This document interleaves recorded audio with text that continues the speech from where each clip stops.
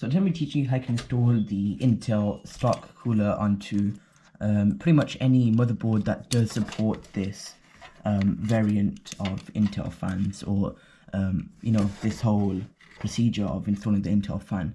Now if you have mounting equipment installed, so like for example, if you're installing a Noctua fan, you'd probably do have mounting installed. So you want to remove that, and you want to make sure that these holes, these 4 holes here surrounding the CPU, are empty and nothing is guarding them. So I've just cleared all my holes now. They're all, you know, usable. So we can now start putting our stuff in. Just had to clean that piece of stuff, dust there. So let's begin by first of all getting our Intel stock fan, and we need to prepare it for the installation phase. So first of all, if you want to make sure that the Intel cooler is in the installation phase, we need to make sure that these, you will see these little clips here, and this is what we need to actually mount the fan onto the motherboard. We need to put these little clips onto the holes of the motherboard. So to make sure that it's in installation phase, what you want to do is, you will see this little arrow. I don't think you can notice on the camera, but if I put it next to the torch, you can see there's an arrow right here. Now this is the arrow that faces the way that, you know, tells us whether it's an installation phase or not. So make sure that you'll see that each 4 of these pins will have that arrow. You need to make sure that all 4 of those arrows are facing the way they're pointing. So this arrow is facing this way. So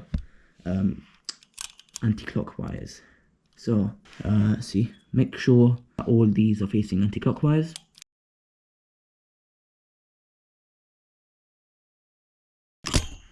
And now that they're all in installation phase, we can go back to the motherboard.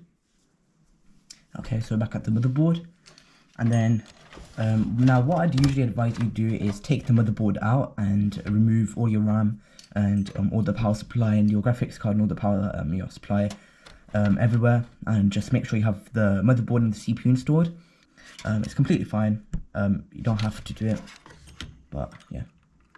So face the CPU downwards, sorry, the CPU fan downwards, and then you want to make sure that it is firmly touching the CPU. So as you can see right now, I've just put in the holes. Now if you did take the motherboard out, you would see those little clips popping out from those holes that we just saw. So that is a good sign. Now what we need to do is we need to push these little clips that had the arrows downwards. So we'll start off with this side. You heard it go on.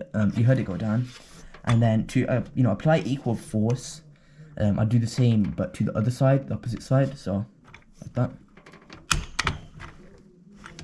and there we are.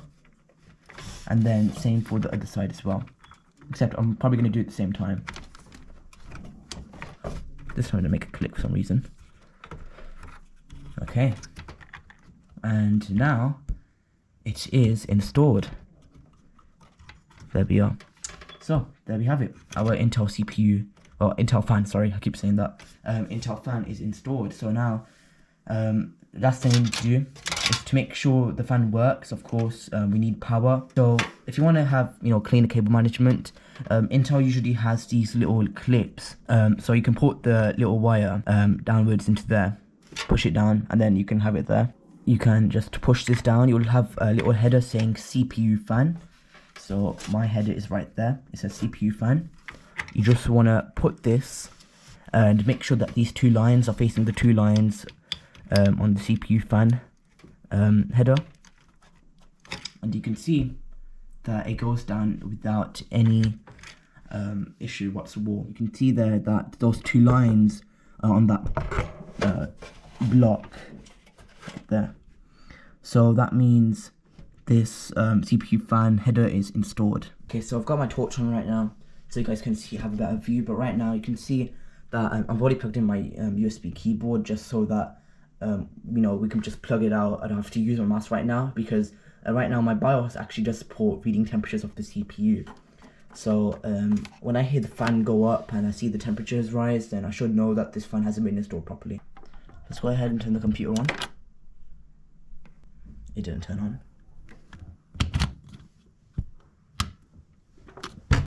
Okay, now is the time for the moment of truth, the real moment of truth. Let's see if it works. Oh. The fan spun up. Yeah, that's pretty cool. That's my delete key.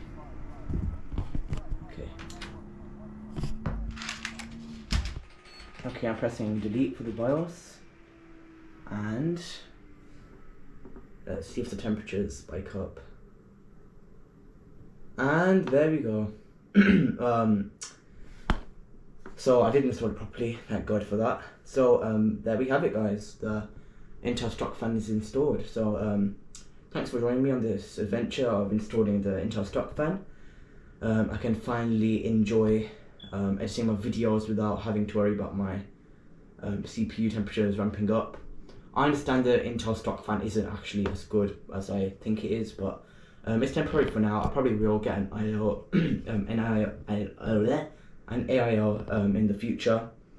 So yeah, that's pretty much it for this episode. So hopefully I do make another video in about 3 weeks, because I'm gonna be off on holiday. So yeah, so I'll see you guys in my next video.